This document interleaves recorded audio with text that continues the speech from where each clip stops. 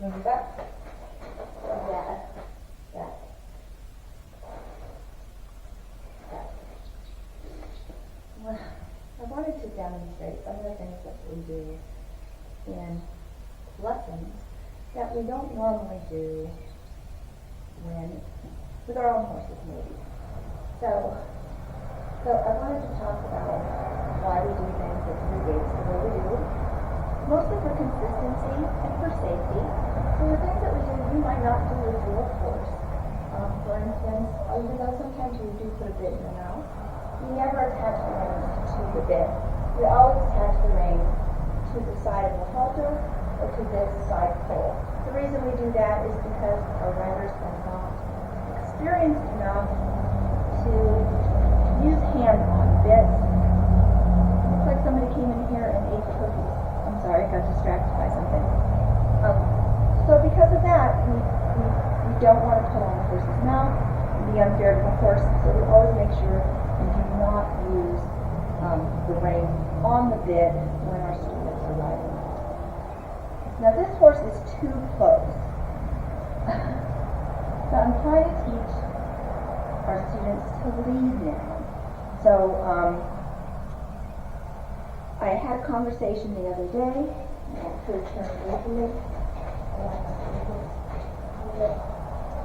about why when I teach the students to lead, I don't teach them to lead the same way I lead in lessons. In lessons, we lead our horse in this position right here. Close to the horse, your leader right here by the horse's ear, not in front of their nose. I don't necessarily agree with that, but that's what we do. And the reason we do that is so all leaders, even inexperienced leaders, will be able to read what's going on with this horse, hopefully, and make sure that the horse is in a happy situation. Right now, she's just kind of zoned out, not even paying attention, and that's good. But when I lead new students how to lead horses, I teach them to lead differently. And let's go ahead and show how we lead. So when I lead, I like to lead out here. Looks like my first catch up with me. And then back, she's getting too close. I would ask her to back up, and then lead from there. And the reason I do that is because it's safe.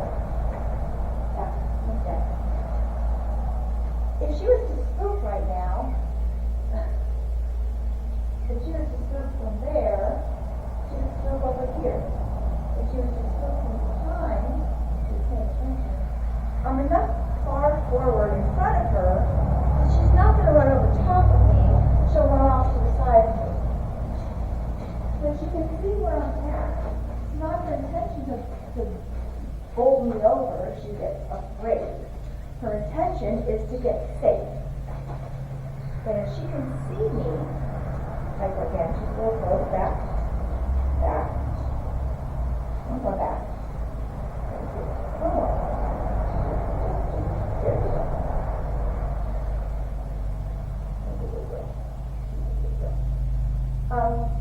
If she's right on top of me, she can't see me.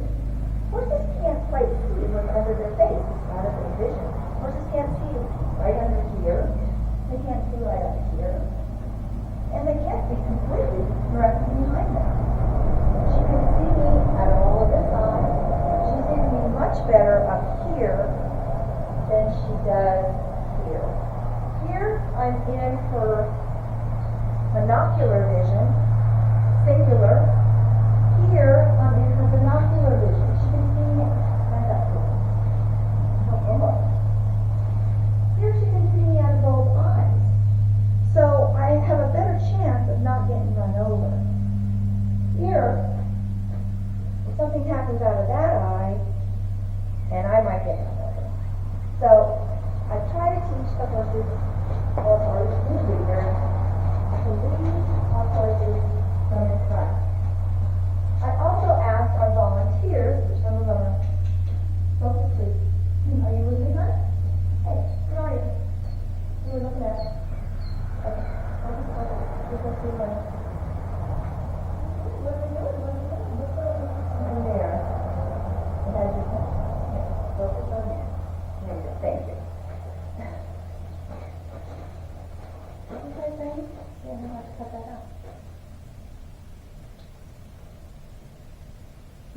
Volunteers.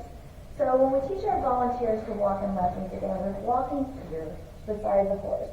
But when I ask volunteers to warm our horse up before a lesson, that's when we're going to find out if the horse is listening to us, if they're engaged. And like she is looking out there, she's looking over here. She's not really paying attention to me. She's with me a little bit, but not as much as she's supposed to be.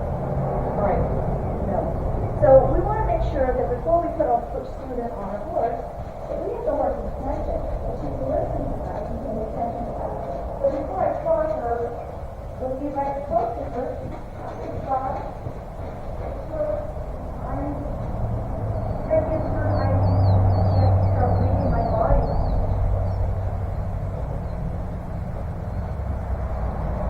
If I'm in front, it's much easier for her to see when I stop. If I'm in back, I just go here, and I ask her to roll. Now she's past me. I mean, she did stop when I stopped, but now she's gone past me. So now, who's leading? And am I in a safe position?